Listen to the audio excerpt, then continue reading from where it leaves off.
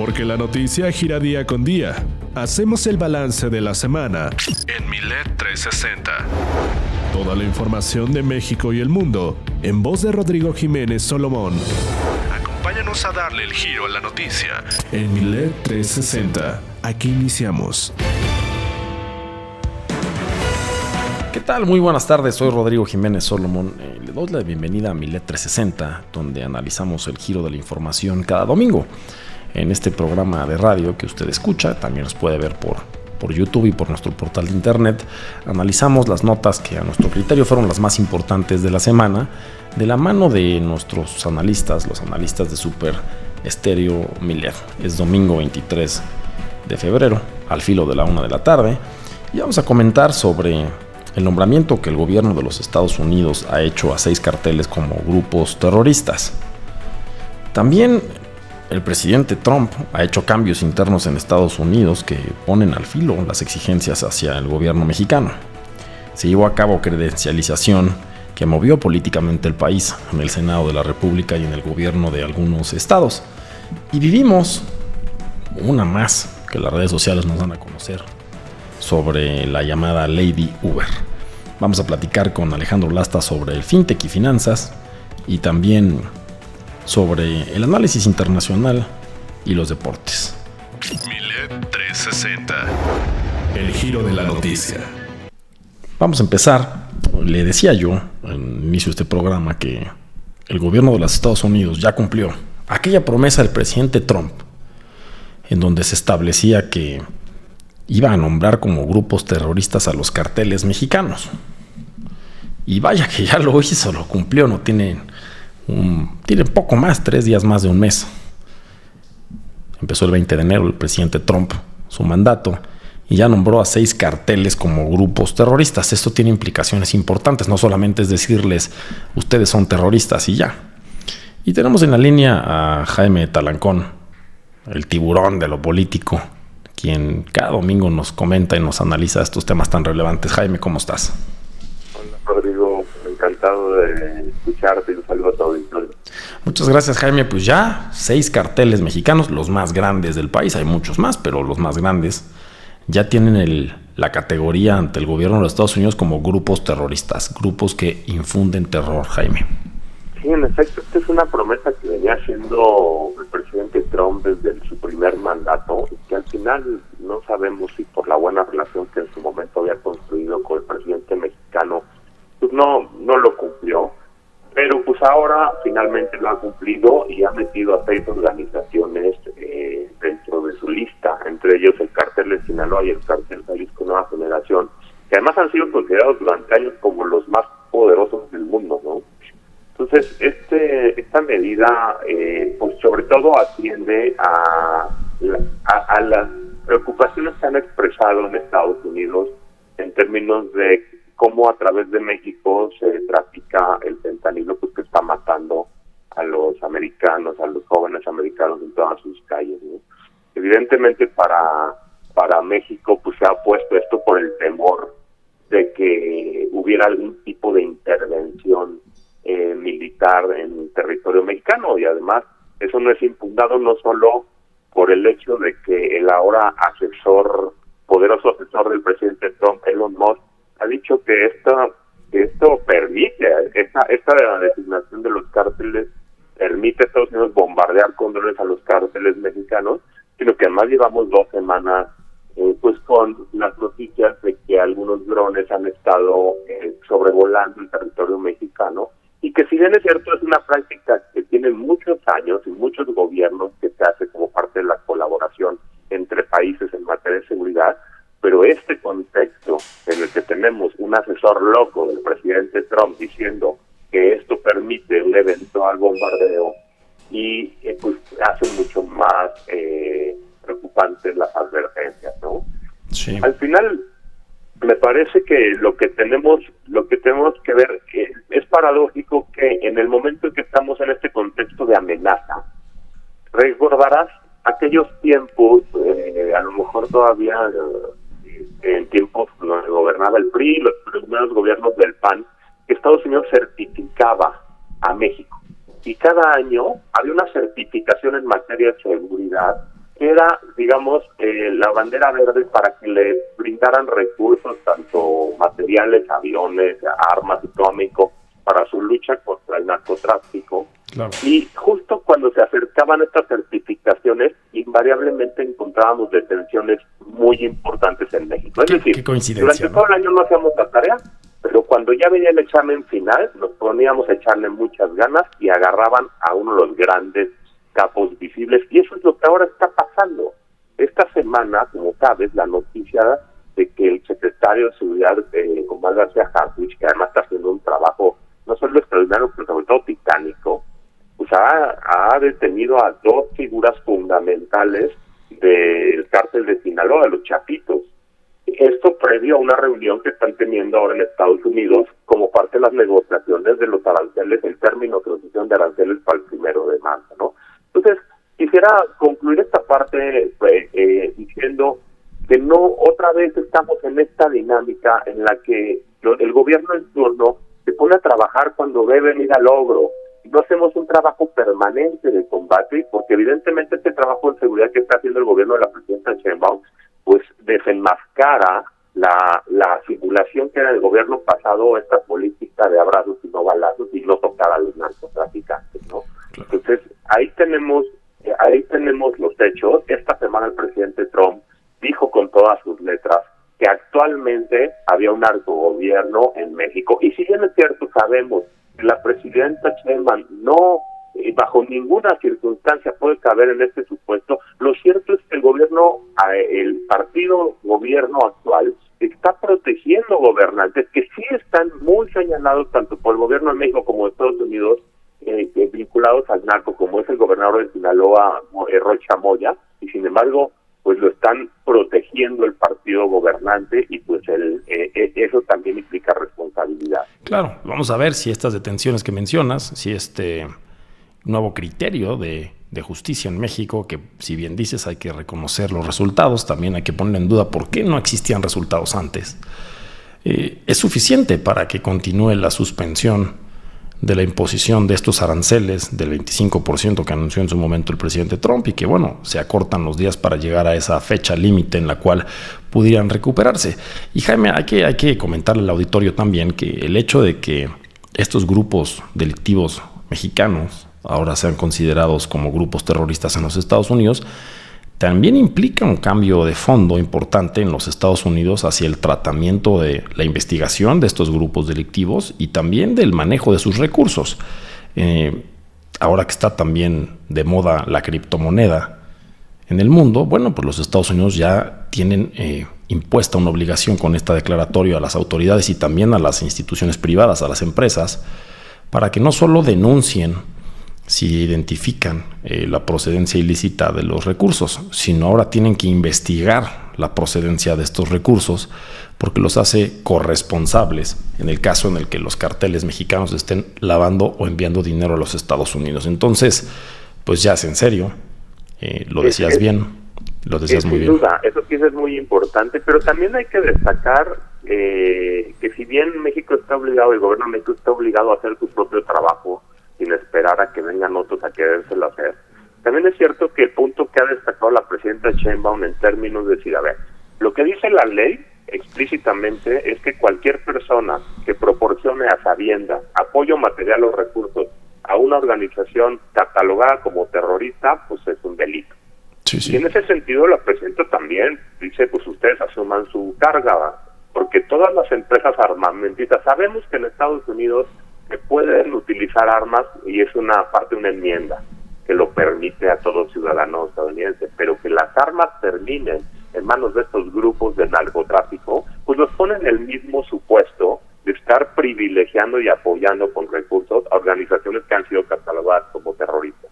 Pero Jaime, ¿te parece equiparable? O sea, entiendo el argumento, ¿no?, del gobierno mexicano de decir, bueno, ustedes las armerías, sobre todo en la frontera con México, son las que proporcionan la mayor parte del armamento que utiliza el crimen organizado. Pero ¿es un argumento suficiente como para decir ustedes también hagan algo? No realmente, a ver, suponiendo que frenan el tráfico de armas hacia México de los Estados Unidos, pues pueden llegar por otra parte, ¿no? Pues mira, yo lo que creo es que cada gobierno tiene que asumir su responsabilidad. Uno no puede decir, oye, pero tú también, porque la realidad es que en México se están muriendo todos los días alrededor de 80 y tantas personas. Los niños en Sinaloa no pueden ir a la escuela por miedo a que los vayan a matar, porque hay balazos todos los días.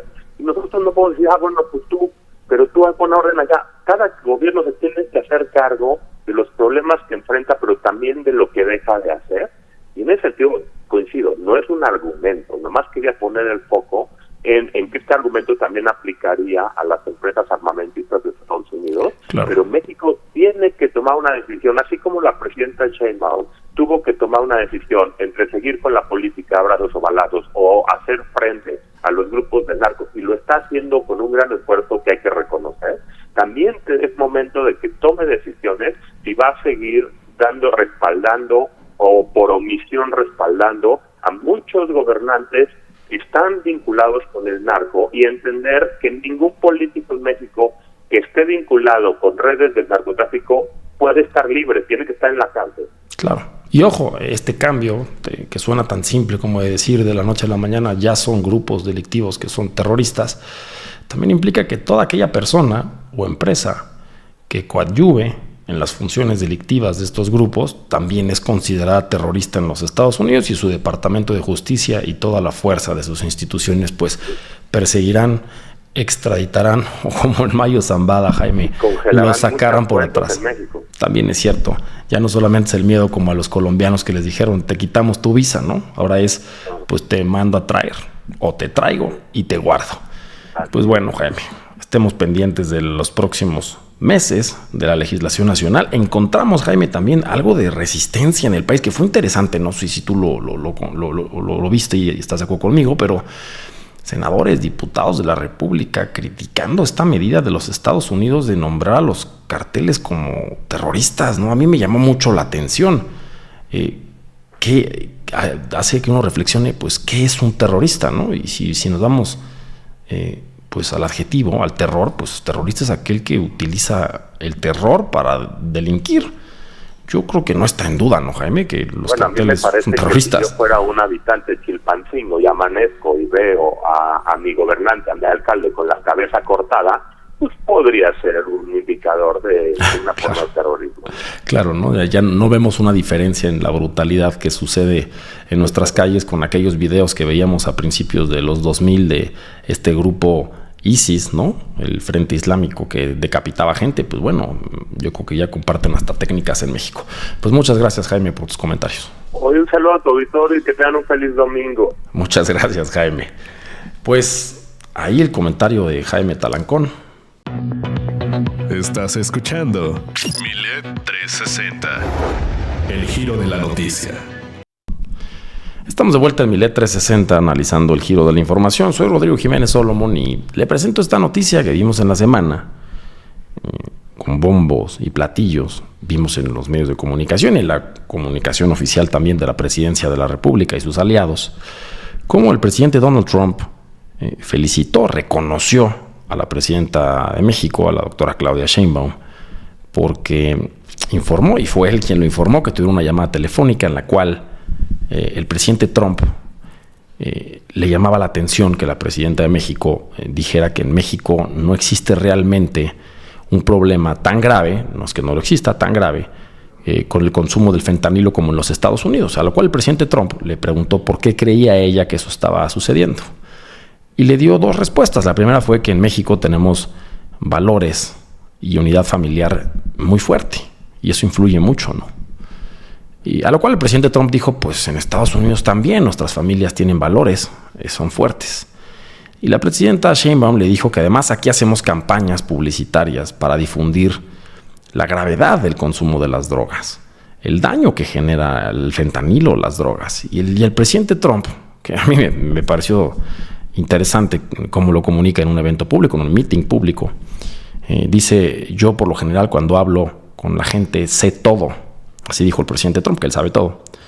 Pero en este caso aprendí de la presidenta de México que ellos están haciendo publicidad para evitar el consumo de las drogas. Y dijo una publicidad muy fuerte, donde se ven incluso físicamente los daños ocasionados por el consumo de este tipo de drogas. Y dijo, y en Estados Unidos no lo estamos haciendo. Lo vamos a hacer, Primero dijo, empezaremos con una campaña de $100 millones, seguida de otro. Ya sabemos que en Estados Unidos el dinero no es problema. Y eso va a influir en que disminuya el consumo del fentanilo en nuestro país. Reconoció de nueva cuenta a la presidenta, la felicitó. Y bueno, fue un momento importante porque en esta crisis bilateral que estamos viviendo los mexicanos y los estadounidenses, pues se ve luz, ¿no?, en el reconocimiento del presidente de Estados Unidos a cosas que él considera estamos haciendo bien. Pero ese es solo parte del discurso del presidente de los Estados Unidos.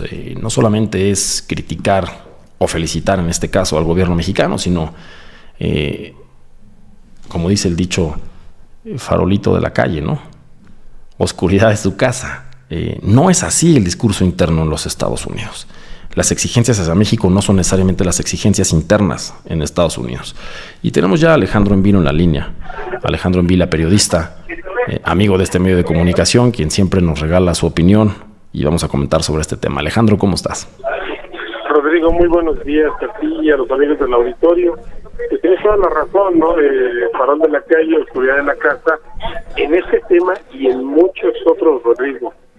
Mira, yo particularmente creo que tenemos que reconocerle a la presidenta que está lidiando con este personaje, y por el otro lado, ella seguramente lo sabe, pero advertir que con un hombre como Donald Trump no puedes confiarte absolutamente en nada. Y cuando digo confiarte, no me refiero a ser confiado, me refiero a no puedes, incluso, y me hago cargo de lo que digo, confiar en los compromisos que él asume, confiar en su palabra. Y sé que es algo muy delicado lo que estoy diciendo, porque en política finalmente la palabra no es todo. La palabra no es todo. En la política americana, en la política internacional, en la política mexicana, en la de cualquier país. A ver, un ejemplo muy, creo que muy ilustrativo de quién es Donald Trump, de quién es el equipo que hoy gobierna el imperio del mundo, porque esos son los Estados Unidos. Esta nación tiene una ley para prevenir y sancionar los actos de corrupción cometidos en el extranjero por empresas o por empresarios norteamericanos. Bueno, pues dentro de las muchas órdenes ejecutivas que Donald Trump ha firmado, firmó una en la que se pausa por un año esta ley, y en esa pausa se ordena detener toda investigación contra empresa norteamericana alguna que haya cometido un acto de corrupción o que se presuma que lo cometió en el extranjero para obtener algún contrato, para hacer algún negocio. Estos ejemplos hay en la historia muchos, y de nombres y firmas tan conocidas como Walmart, por ejemplo, aquí en México hace algunos años. Ellos y la Unión Europea hace lo mismo, sancionan esa práctica, la persiguen. En estos permisos extraterritoriales que se dan para con sus conciudadanos y para con los ciudadanos de otros países. A ver, ¿qué significa detener esta ley? Porque además la exposición de motivos de su orden ejecutiva es una joya. Sí. Esta ley le quita competitividad a las empresas norteamericanas y le quita bonanza a la economía norteamericana. Es decir, les doy permiso durante un año, para empezar, por supuesto, de hacer lo que sea necesario para hacer negocios. Eso significa sobornar, corromper, ganar licitaciones de forma indebida. A ver, y ese es, como se dicen ellos, el líder del mundo libre. Creo que tenemos que pensar dónde estamos parados, Rodrigo. Sí, de acuerdo. De acuerdo, a ver, aparte, es muy interesante, ¿no? Esto es, aquí adentro, sí, allá afuera, no. Y es una manera, a mi parecer, compleja, de malentender el mundo globalizado, ¿no? No puedes pensar en una gran empresa transnacional hoy y decir, no voy a administrar, a verificar tu comportamiento en el mundo, solo aquí, porque pues ya las operaciones están concatenadas y precisamente es lo que estamos buscando con el presidente Donald Trump, que el próximo año, el 2026, se revise nuestro tratado trilateral comercial. Entonces, ojo, porque además, yo recuerdo un caso, no sé si tú te acuerdas, Alejandro, de un caso de una empresa muy grande norteamericana en Colombia que se llama American Fruit Company, a quienes demostraron que pagaron extorsiones al crimen organizado, al narcotráfico colombiano en Colombia, y las víctimas del crimen organizado demandaron a esta empresa en los Estados Unidos, ¿no? Haciéndolas ver como copartícipes en el financiamiento del crimen organizado. Esta empresa, la American Fruit Company, decía, bueno, pero es que ¿cómo me pueden acusar de eso si yo fui víctima de una extorsión? Y para no hacer el cuento largo, tras años de litigio, pues perdió esta gran empresa con las familiares de las víctimas del crimen organizado de Colombia. Llegó a un acuerdo económico importante, pero el gobierno norteamericano dijo, tú fuiste parte del financiamiento del crimen organizado, tú le diste dinero al crimen organizado, nosotros no negociamos con terroristas y tú lo hiciste y no lo denunciaste. Entonces, ojo, esto se contrapone a esta nueva declaración de los 6 carteles que hablábamos en el corte anterior, mexicanos ya declarados como terroristas, porque eso es corrupción, Alejandro. Por supuesto, a ver, lo acabas de poner con una claridad inmejorable. A ver, esto es absolutamente contradictorio con el ataque a los grupos terroristas, bueno, a los grupos del crimen organizado, considerándolos terroristas para darse permiso de incluso ir a combatirlos extraterritorialmente, claro, fuera de los Estados Unidos. Si tú combates la corrupción, la combates adentro y afuera, claro, no la combates adentro y la promueves afuera. Esa es una hipocresía. Y no nos vamos a poner de moralinos, Rodrigo, pero creo que sí es importante darle valor a la verdad, a la brújula ética con la que se conduce una nación y con la que pretendemos que se conduzca el mundo. Por supuesto. Porque, ¿con qué autoridad moral? Pero además, ¿cómo vas a negociar con confianza con alguien que le da permiso a sus empresas de promover prácticas corruptas en tu país? Llámese Estados Unidos, llámese Francia, llámese Alemania. A ver, ¿dónde está el defensor, el país defensor de la democracia y de los valores del libre comercio? Que hoy se vuelve proteccionista, pero que además, insisto, quiere sancionar al mundo y al mismo tiempo le da permiso a sus empresas de ir a promover la corrupción y quién sabe qué otro tipo de delitos, Sí, sí, de estamos acuerdo. hablando del conocido contrato arreglado, pero a ver, hay muchas otras cosas.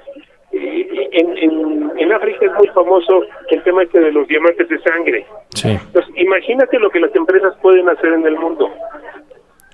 No, claro, totalmente de acuerdo. Y no podemos tapar el sol con un dedo o intentar ponernos una venda en los ojos también, Alejandro, y entender este argumento del gobierno de México diciendo, a ver, es que las armas vienen principalmente de empresas y de tiendas de armerías que generan miles de millones de dólares en los Estados Unidos a los grupos delictivos.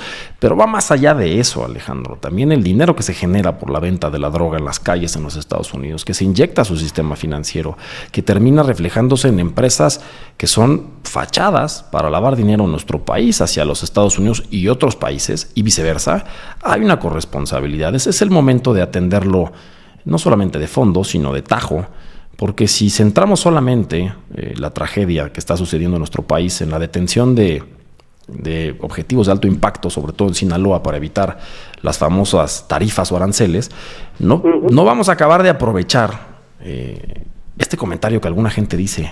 Escuchaba el otro día en la calle que ojalá que los Estados Unidos se involucren y terminen con esto, pero no necesitamos que vengan y que detengan y que hagan lo que hicieron con el Mayo Zambada. Lo que necesitamos es que se involucren en lo que les corresponde, que es lo que tú comentas, Alejandro, y por supuesto que yo creo que se tratará en las mesas. Es una buena oportunidad para ambos países. Más, mira, para los 3 países, porque ya también se ha demostrado que el fentanilo se produce y se trafica desde Canadá.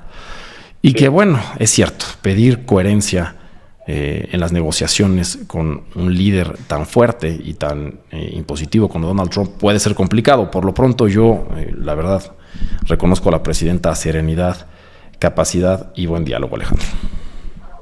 No, pues hay que reconocérselo y hay que apoyarlo, ¿no? Claro. Es muy complicado el rol que le está tocando jugar, muy complicado por el personaje, por el interlocutor. Un hombre volátil en el que, insisto, no puedes confiar. Totalmente de acuerdo. Pues muchas gracias por tu comentario, Alejandro, y nos escuchamos el próximo domingo. Rodrigo, siempre Siempre a tus órdenes. Bueno, pues ahí está el comentario de Alejandro en Vila. ¿Cómo sentimos en tan pocos días, no? Mire, apenas ha pasado un mes de que Donald Trump llegó a la Casa Blanca de nueva cuenta. Y cómo ha ido y venido la información y las declaraciones y qué velocidad, ¿no? Al final ha sido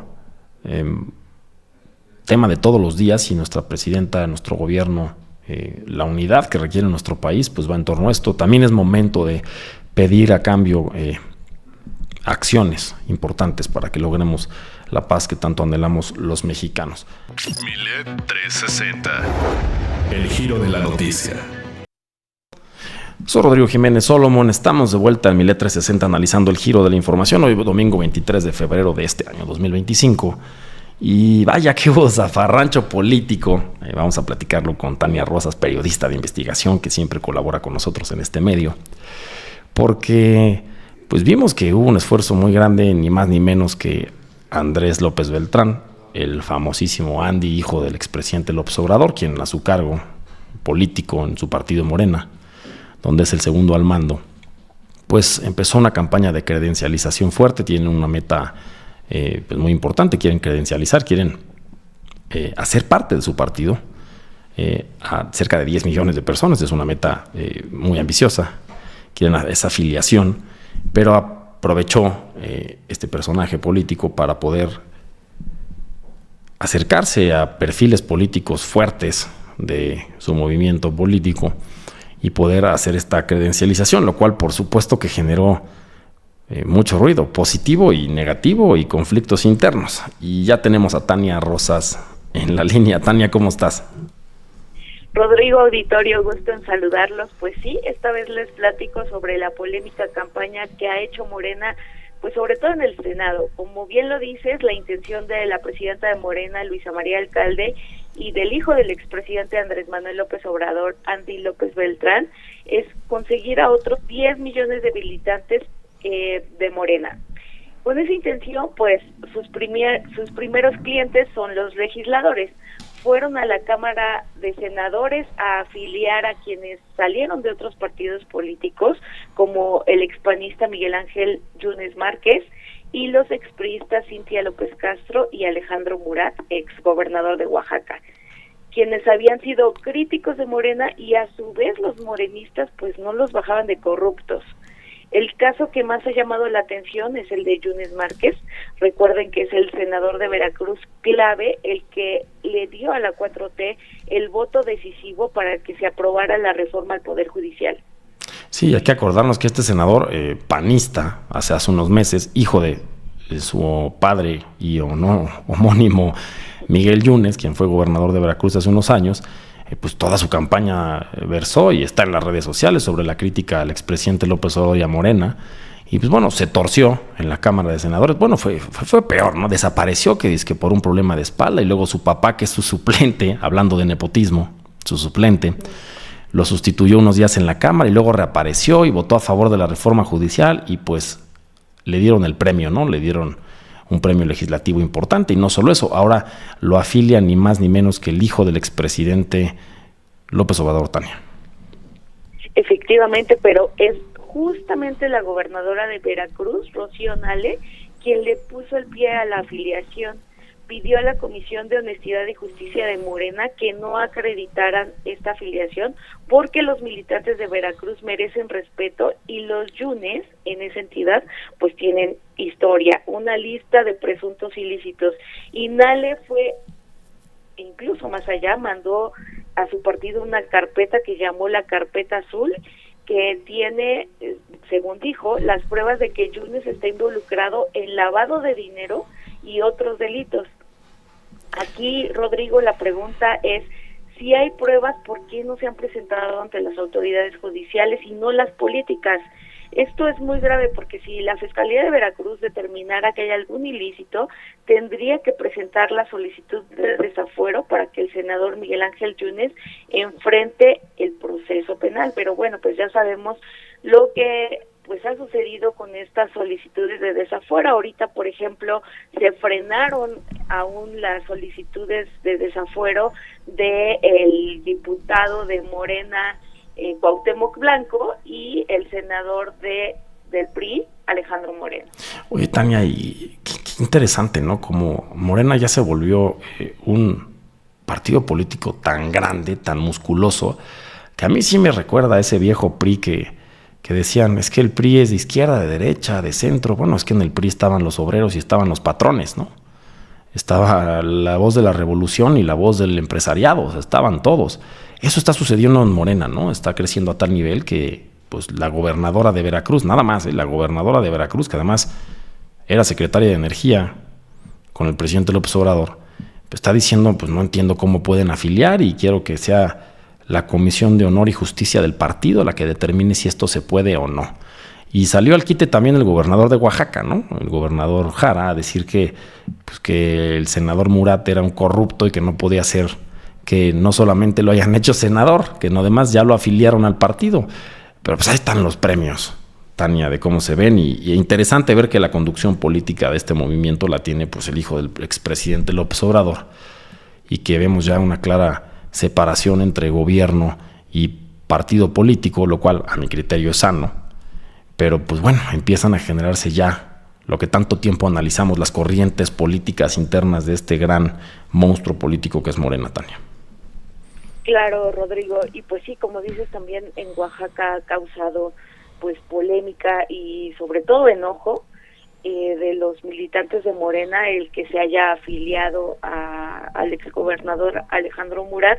Y en Veracruz no solamente es la gobernadora, también ya salieron los del comité estatal de Morena, los diputados locales. O sea, ya hay un movimiento fuerte en el que se está protestando contra la afiliación de exgobernadores que fueron de otros partidos políticos y a los que les pues se traen arrastrando un largo historial de señalamientos por corrupción y otros ilícitos. Comentábamos tú y yo, Tania, la semana pasada esta respuesta de la presidenta en su conferencia mañanera cuando le hacía una pregunta sobre su alianza con un personaje político interesante, y comentaba ella que, bueno, precisamente desde el 2018 se tejieron alianzas políticas para poder lograr que su movimiento llegara a la presidencia de la República y lograra lo que ella dice es el segundo piso de la Cuarta Transformación. Así pasa cuando vemos cómo se hacen las alianzas. No nos gusta mucho ver cómo se mezclan los ingredientes en la cocina antes de que se vea el plato servido. Pues muchas gracias, Tania, por tus comentarios. Gracias a todos y seguimos en contacto. Tania Rosas, periodista de investigación. Y hubo un caso que, fíjese que yo quiero motivar una reflexión en el auditorio. Este famoso caso de Lady Uber, que se difundió en redes sociales porque un conductor de una plataforma digital estaba videograbando sus viajes. Él lo hace evidentemente por seguridad y sube a una chica, una mujer joven, a su unidad, y ella empieza a decirle que acelere porque va a llegar tarde al trabajo, y él le dice que está haciendo lo mejor que puede, y ella, al ponerse muy agresiva, le invita, por cierto, de manera respetuosa, lo cual llama la atención, ¿no? Fue muy cuidadoso, muy respetuoso, a bajarse de su coche. Y ella le dice que no, que se apure y que la lleve al trabajo, porque si no, lo va a denunciar por haberla pues violado, y que la iba a aventar 5 años de cárcel. E incluso empieza a hacer llamadas diciendo que él estaba diciendo que le gustaba. Fue muy grotesco, la verdad, ver cómo pues esta mujer estaba fingiendo que este hombre pues le faltaba el respeto, incluso la violentaba. Y la reflexión es esta: he escuchado yo en muchas mesas, en muchos foros, que esto no puede pasar y que hay que analizar las leyes por el estado de desventaja que tienen ahora los hombres en torno a esta ley. Y yo lo que quiero decir es esto: no perdamos de vista que vivimos en un país en el cual se cometen diariamente feminicidios, que la amplísima mayoría de los feminicidios que sufren mujeres en nuestro México se cometen en el núcleo del hogar, de la familia, de la confianza, por lo que, si bien es cierto que puede haber personas que abusan de esta ventaja, como dicen legal en las investigaciones, están diseñadas pues para salvar vidas, ¿no? Y que si bien es totalmente incorrecto y debe de estar penado que una persona intente esto, mentir para causar un daño a otra persona sin importar el fondo, pues tampoco perdamos de vista lo que sucede, ¿no? Y que esta persona, Lady Uber, quien quiso hacerle daño a este conductor, no solamente hizo daño al conductor, le hizo daño a las cientos de mujeres, a las miles de mujeres que han perdido la vida en nuestro país a causa de la violencia, a las cientos de personas, de mujeres, de niñas, que diario sufren agresiones. Por eso hay que tomarlo en serio. Estás escuchando Milet 360, el giro de la noticia.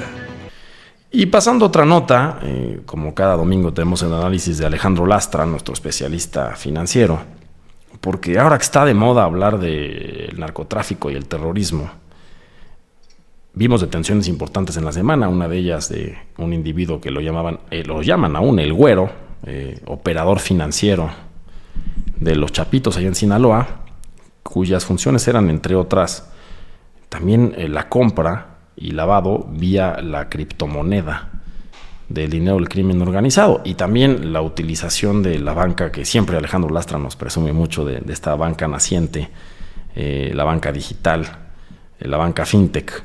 Y pues es un gran reto, y ya te tenemos en la lista, en la línea ya está aquí Alejandro. Alejandro, ¿cómo estás? ¿Cómo estamos, Rodrigo? Muchas gracias y saludos a tu público como cada domingo. Cuéntanos, Alejandro, narcotráfico, terroristas, fintech, ¿qué cambios vienen? Claro que sí, mira, es un momento muy particular. Como sabemos, una de las notas más importantes que salieron en prácticamente todos los periódicos la semana pasada fue la declaración del presidente Trump de que los carteles en México los iba a tratar como terroristas. Poco después empezaron a haber políticas ya de una vigilancia con drones, etc. Pero esto tiene también un impacto en la zona, en la parte financiera y sobre todo en las fintech, porque como bien dices, las fintech tradicionalmente tienen, ¿cómo poder decirlo?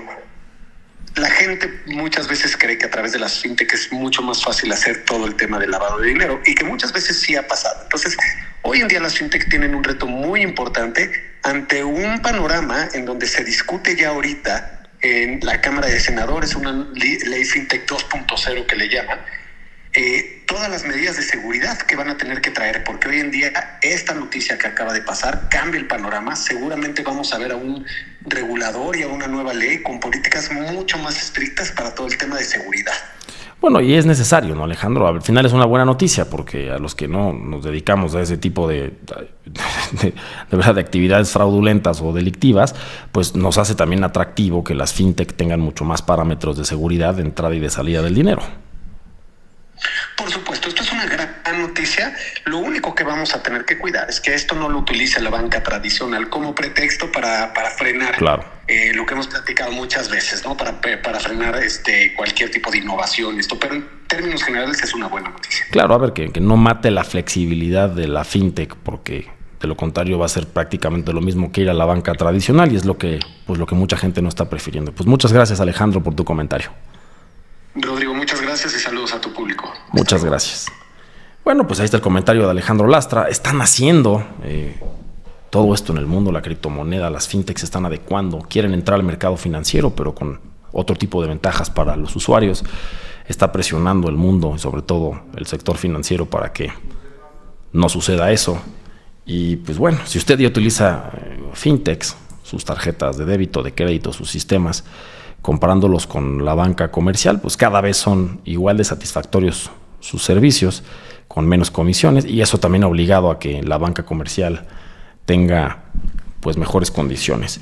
Y hay una pregunta que seguramente a los que nos escuchan en una de nuestras 30 frecuencias de sus distintos municipios y estados, y es, bueno, pues yo he escuchado la crisis bilateral, la persecución a los migrantes, a nuestros hermanos y hermanas migrantes en el territorio norteamericano, y bueno, y mi gobierno estatal puede hacer algo, no puede hacer algo, y resulta que, bueno, el gobierno del Estado de México, acá que nuestra matriz es Toluca, y estamos en su capital, tiene una coordinación de asuntos internacionales, y tenemos en la línea a José Pablo Montemayor, a su titular, quien nos va a comentar pues un poco de qué es lo que hacen. José Pablo, ¿cómo estás? ¿Qué tal, Rodrigo? Qué gusto escucharte, José todavía. Pablo. Gracias por este espacio. Gracias a ti, José Pablo. Platícanos, ¿qué es lo que hace tu coordinación? Porque es un gobierno estatal, está interesante. Mira, la coordinación tiene dos áreas importantes, una que es la de promoción y protocolo internacional, que bueno, tiene que ver con todo el tema de embajadas y el contacto diplomático. Pero ahorita lo más importante es la subcoordinación de atención a mexiquenses en el extranjero. Claro. Esta subcoordinación está enfocada por instrucciones de nuestra gobernadora, la maestra Delfina Gómez Álvarez, a tener una atención permanente a todos nuestros hermanos migrantes. Tenemos unas líneas de apoyo migrante que te las compartiré y también tenemos el correo que es coordinación de asuntos internacionales @edomex.gov.mx, donde podemos resolver todas las dudas, todas las preguntas, todas las inquietudes que tengan nuestros hermanos migrantes. Comentarte que estamos haciendo un trabajo interinstitucional por instrucciones de la gobernadora y por el señor secretario general de gobierno, de tener una atención de todas las áreas de gobierno. Estamos involucradas todas las dependencias, la mayoría de las dependencias, para poderle dar una atención a nuestros hermanos en caso de ser deportados. También te platico, están llegando todos los martes y jueves, tenemos vuelos de hermanos repatriados, pero esto lleva un año. No empezó a partir de la entrada del presidente Donald Trump, sino que lleva un año. Y también es curioso que ha bajado el número de hermanos repatriados en este último mes, por ejemplo. Mira qué interesante, José Pablo. Yo justo te iba a preguntar si el Estado de México está preparado para recibir a estas millones, se trata de millones, pero pensemos en el Edomex, miles de personas que posiblemente deporten a este bonito estado de regreso a los Estados Unidos. Pero el dato que nos das es importante. O sea, en estos poco más de 30 días de gobierno. Te platico que teníamos programado recibir alrededor de 15 mil hermanos repatriados, y el número es de 1,600, ¿no? Mira, pero esto, puede ser por muchos motivos, ¿no, José Pablo? También yo imagino que nuestros hermanos migrantes están más truchas del otro lado, ¿no? Mira, están más truchas del otro lado, por así decirlo, pero también la estructura del gobierno estadounidense en este momento está enfocado a todos aquellos que tienen procesos legales, ¿no? Que están llevando procesos legales, ¿no? Que han incumplido a la ley, que han tenido problemas con la ley. Entonces el número es menor y no están haciendo estas redadas que se habían promovido, ¿no? Que se iban a hacer unas redadas en escuelas, en iglesias, o sea, que se iba a hacer una deportación masiva, pero nosotros lo que estamos haciendo es dejar las condiciones para el caso en que se lleve a cabo, porque si es una promesa de campaña tan puntual como fue para el presidente Donald Trump en esta elección, pues tenemos que estar preparados para el caso en que sí se haga, ¿no? Totalmente. ¿Cómo estamos preparados? Tenemos un módulo instalado en el AIFA, que es en donde están llegando todos los vuelos nacionales. Ahorita esta semana, por cuestiones de logística de las personas que venían repatriadas, se mandaron a Tapachula y a Villahermosa, pero regularmente están aquí en el Estado de México del AIFA. Entonces, ahí en el hangar donde llegan nuestros hermanos, tenemos un módulo de atención. En este módulo de atención está, por instrucciones de la gobernadora, la maestra Delfina Gómez Álvarez, un módulo de registro civil, porque muchos de ellos vienen sin ningún documento. Entonces, ¿de dónde surge pues el primer movimiento para obtener tu personalidad jurídica acreditada? Pues con un acta de nacimiento, ¿no? Claro. Entonces, empezamos ahí en este paso de recepción. Tenemos con el secretario del Trabajo, quien es un servidor público muy sumado a esta causa.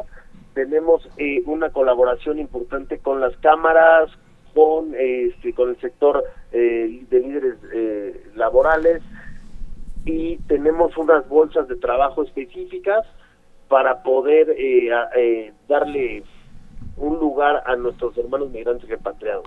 Bueno, pues el Estado de México está listo, José Pablo. Certificación. Te escucho. Tiene una certificación, comentabas una certificación. Sí, tenemos una certificación a través de los ICATIS, que son estos centros de capacitación de la Secretaría del Trabajo, para certificar a todos nuestros hermanos repatriados de los oficios que estuvieron haciendo durante años.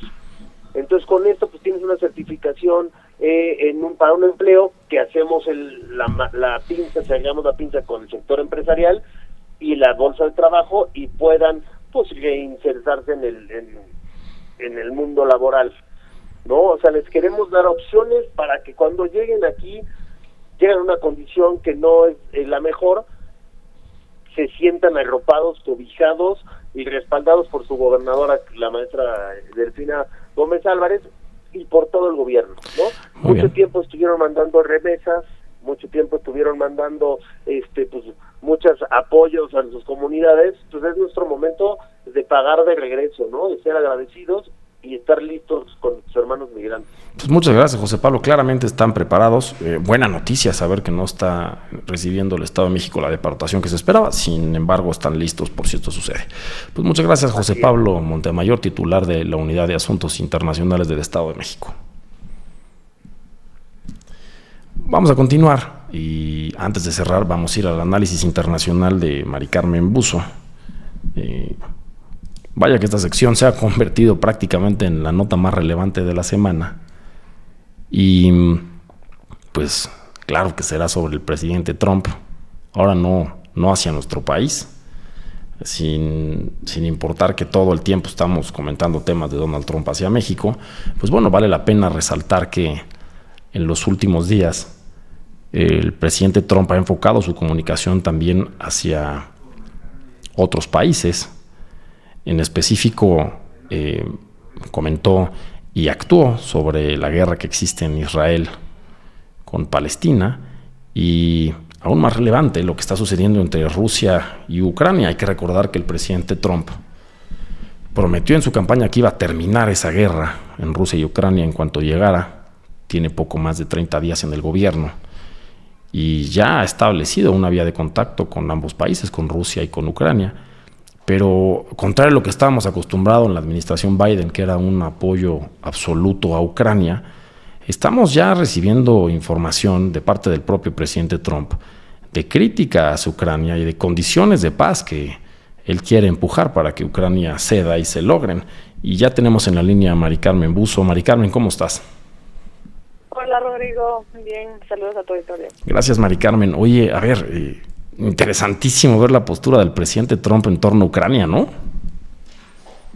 Bueno, completamente. O sea, no solo es opuesta a la postura que tuvo Biden en la administración pasada, que efectivamente envió mucho dinero, sí. Pero es importante aquí hacer un paréntesis, que Trump, la cantidad que él está socializando, que son alrededor de 350,000 millones de dólares, en realidad, si estudiamos un poquito esos números, no fueron todos enviados directamente a Ucrania.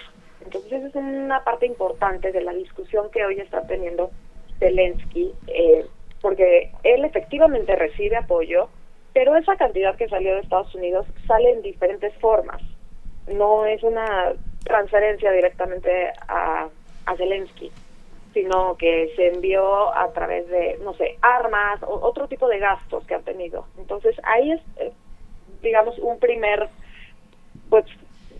diferencia donde sí. Empieza a haber, podría llegar a haber tal vez un roce más grande. En mi opinión, Zelensky ha sido muy cuidadoso, precisamente porque sabe que cualquier declaración que haga puede ser tomada pues, por Trump como pretexto realmente para terminar de reventar el apoyo que había a Ucrania. A ver, y hablas de dinero, ¿no? Al final sabemos que las guerras son dinero. Para mí, imaginarme 300,000 millones de dólares me parece prácticamente imposible, ¿no? Y más en una guerra que es tristísimo. El fondo real es que ya van millones de personas muertas, muchas más desplazadas de territorio ucraniano. Y se intensificó la crítica a estos mensajes que ha mandado por redes sociales el presidente Trump, en las cuales establece que Zelensky pasó de ser un comediante mediocre a un presidente que hoy no acepta que haya elecciones, son durísimas, ¿no? También está diciendo, a ver, no necesariamente tienes el apoyo de los ucranianos y este comentario también de Trump de hemos metido más dinero los estadounidenses a la guerra en Ucrania que los propios europeos. Los europeos sí obtienen un beneficio de estar apoyando a Ucrania, pero los norteamericanos ninguno. Y ya está pidiendo moneda de cambio, Mari Carmen. Así es, los llamó dictador. Esto era peor. Sí, y este tema que mencionas ahora de las elecciones, yo creo que es el punto crítico. Él está poniendo de condición para terminar la guerra. Bueno, por supuesto que ya Zelensky se puede ir olvidando de Crimea y de sí, claro. Gana claramente Rusia. Pero la condición que están poniendo de que primero haya elecciones antes de que se concluya el conflicto armado es crítico. Porque por supuesto que lo que está diciendo Europa, sobre todo los ucranianos, es que ahí es donde Putin va a meter a su candidato y va a pasar lo que pasó en Georgia. Entonces son exterritorios soviéticos que Rusia quiere volver a controlar con un nuevo presidente y bueno, de esa forma desestabilizar toda la OTAN, ¿no? O sea, creo que la palabra clave que se está escondiendo detrás de este conflicto no es tanto Europa, sino la OTAN. Y por otra parte, creo que ya haciendo un análisis geopolítico, es que Trump con quien se quiere aliar es con Rusia, precisamente para que Rusia y China no se alíen, no porque tengan mucho en común Rusia y Estados Unidos. Fíjate qué comentario tan interesante acabas de hacer, ¿no? De geopolítica. No es que Trump esté más al ladito de Putin o no, sino los intereses grandes que están jugando allá. Y bueno, también interesante que los Estados Unidos esté planteando como moneda de cambio tener acceso al 50% de los minerales raros, entre ellos el litio y el titanio de Ucrania. Está diciendo, ya te di tanto dinero yo, pues ahora yo quiero que me dejes explotar y quiero invertir en tu país para poder tener mi moneda de cambio. Pues muchas gracias, Mari Carmen, por tu comentario. Nos deja pensando. Gracias a ti por el espacio. Y antes de cerrar, vamos el último minutito con Clemente Molina.